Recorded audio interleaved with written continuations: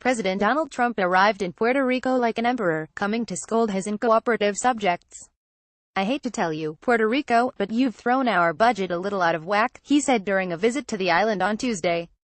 He might as well have blamed us for throwing ourselves in the path of a hurricane. Apart from the cost, the worst part about this catastrophe for Trump seems to be how damn ungrateful these Puerto Ricans are. The president called the mayor of San Juan, the capital, a politically motivated ingrate over the weekend. Then, on Tuesday, he suggested the island was exaggerating its woes. Puerto Rico isn't facing a real catastrophe like Katrina, the president said. "Just grow up and stop all your whining." In other words, Trump arrived on the island more than 2 weeks after Hurricane Maria hit. Despite what he claims, the situation is still devastating. Only 5% of the electrical grid has been repaired, only 17% of the cell phone towers are working, and more than half the island has no running water. Most of Puerto Rico's 3.5 million citizens have to stand every day in hellish lines for food, water, gas and medicines. "This is the new normal for us and our families." Yet, the president spent much of his time on the island patting his administration on the back for how well it is handling everything.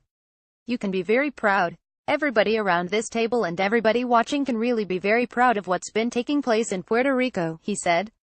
"You've thrown our budget a little out of whack," Trump tells Puerto Rico. Video during a press conference at the Luis Muñoz Air National Guard base in San Juan, in which he took no questions from the press. Trump praised the director of the Federal Emergency Management Agency, military commanders and a half-dozen members of his cabinet, who accompanied him to Puerto Rico.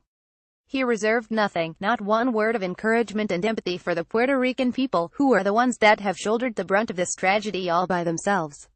Many don't agree at all with Trump's rosy self-assessment.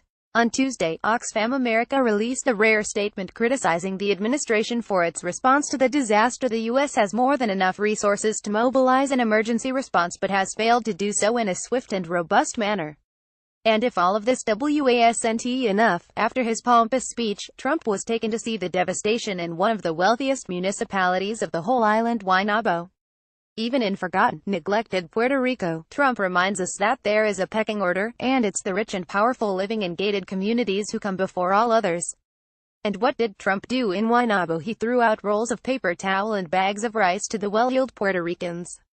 It was a pathetic performance, and deeply offensive, especially as people in the interior of the island have next to nothing.